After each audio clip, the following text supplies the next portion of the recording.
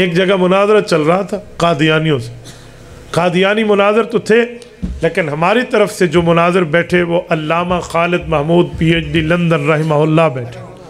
مسئلہ یہ تھا کہ ہمارے کچھ مسلک سے ہٹ کے کسی اور مسلک کے لوگوں نے جا کے مناظرہ طے کر لیا، تو اب ان سے ہوتا نہیں تھا، تو انہوں نے کہا جی دیوبندی مول صاحب کو بلاؤ، تو حضرت علامہ صاحب کو بلایا گیا. علامہ صاحب گئے تو آپس کے معاملات میں الجھتے نہیں تھے کہ ظاہری بات ہے اب جو کسی بڑے فتنس کے ساتھ بیٹھے ہیں تو پہلے ہی سے نمٹ لیں.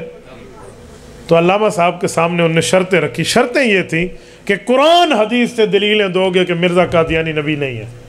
اب مرزا قرآن کے وقت اترتے وقت کہاں تھا یا حدیث کے نازل ہوتے وقت کہاں تھا؟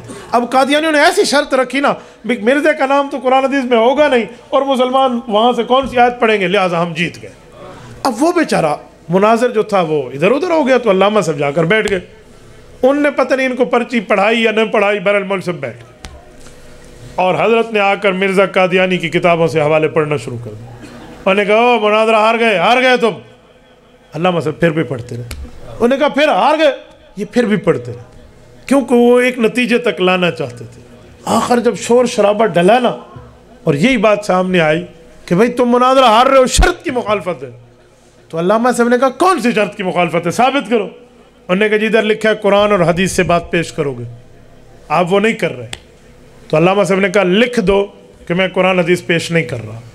تو انہوں نے تو فوراً لکھ دیا، یہ تو مرزا صاحب کی کتابیں پیش کر رہے ہیں بھائی. انہوں نے کہا آپ قرآن حدیث پیش نہیں کر رہے، لکھا ہوا آیا نا. علامہ صاحب نے کہا مناظرہ جیت گئے. کہا جی وہ کیوں؟ کہا اگر مرزا نبی ہے تو پھر اس کی باتیں تو حدیث ہوئی، تو اندر سے تم بھی مانتے ہو یہ نبی نہیں ہے، اسی لیے اس کی باتیں حدیث نہیں ہیں، چلو جاؤ تم کا. تو ختم نبوت میں مرزائی اندر سے خود بھی نہیں مانتے تھے کہ اس کی باتیں حدیث ہے، بھی کوئی نہیں منے گا، اندر سے یہ بھی تو مان لیتے.